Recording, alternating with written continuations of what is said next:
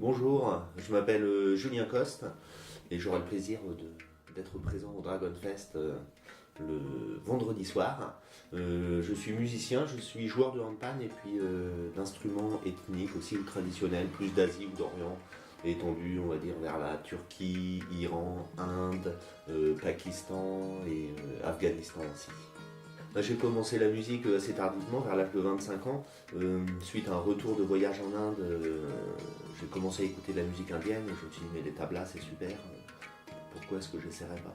Donc j'ai commencé comme ça, j'ai pris quelques cours en France, j'avais une adresse en Inde pour apprendre et du coup je suis parti sur un cycle d'une douzaine, quinzaine d'années, notamment 7 ans de percussion avec notamment Pandit Ishwarlal Mishra à Benares, et puis après je suis passé au pakawash, qui est un autre instrument de la musique indienne.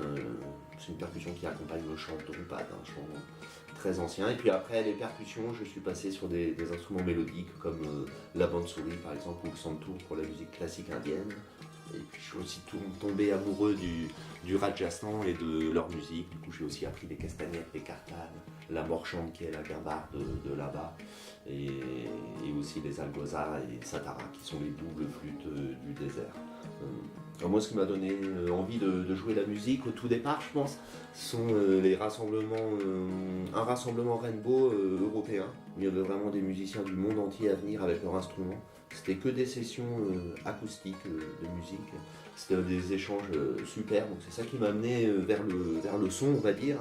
Et puis suite à un voyage au Maroc, après j'ai rencontré une personne qui était importante dans mon chemin, qui s'appelle Ricardo Passo, et qui lui notamment voyageait pour apprendre différents instruments. Il avait déjà été, alors, il était jeune à l'époque, il devait avoir 21 ans, mais il avait déjà été en Égypte apprendre 6 mois à la darbouka. Là je l'avais rencontré au Maroc, il apprenait le bendir, et du coup en fait c'est lui qui m'a donné l'envie et qui m'a montré la possibilité en fait enfin, il m'a dit que c'était possible de le faire, c'était juste comment dire, un exemple en fait. Donc j'ai suivi un peu son énergie à aller apprendre des instruments que j'avais envie d'apprendre ici et là. Et puis je l'ai recroisé plusieurs fois sur ma route. On a même appris avec les mêmes maîtres en Inde ou au Rajasthan. Donc il y a de la magie dans toute chose, on va dire. Donc ce qui m'a amené vers le Dragon Fest, on va dire que c'est sa programmation d'abord, et puis le thème. Parce que c'est vrai que quand j'ai vu Neil qui annonçait la programmation du festival, je me suis dit ah bah c'est super, c'est assez ouvert. Il y a aussi des instruments particuliers qui sont proposés là-bas au public, donc je me suis dit que j'avais peut-être ma place. Et le thème de dragon, j'aime beaucoup aussi, parce que j'aime beaucoup le médiéval fantastique. Donc j'ai contacté Neil pour voir avec lui s'il était possible, s'il avait envie de me programmer ou pas. Donc l'année dernière, ça n'avait pas pu se faire parce que j'étais déjà dans tous les cas booké sur un autre événement. Donc là, on a pris le devant tous les deux.